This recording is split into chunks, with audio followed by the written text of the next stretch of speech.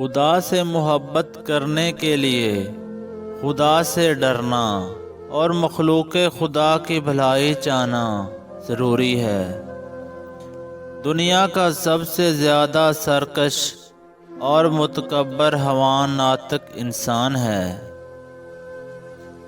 دل میں ایک درخت خوف کا ہوتا ہے جس کا پھل دعا گریہ زاری ہے۔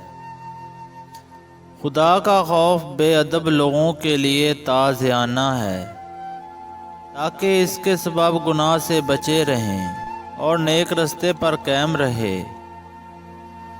دعائیں یا نفسی کیفیات انسان کا اندازہ نہیں بدل سکتی جب تک نگاہ کامل ہمراہ موجود نہ ہو۔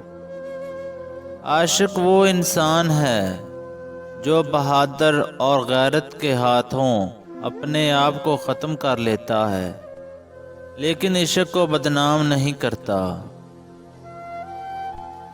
ہر حال میں شکر خداوندی کرنے سے لازوال نعمت الہی حاصل ہوتی ہیں۔ خدا کے خوف سے آنکھ سے گرنے والا آنسو تمام عبادتوں سے افضل ہوتا ہے۔ زمین کا ٹکڑے کا حقدار صرف وہی لوگ ہیں جو محتاج اور ضرورت مند ہیں تاکہ وہ پرسکون زندگی بسر کر سکیں۔ زبان سے نکلی ہوئی وہ بات جو دل کی گہرائیوں سے کی جائے وہ بیکار اور فضول ہے۔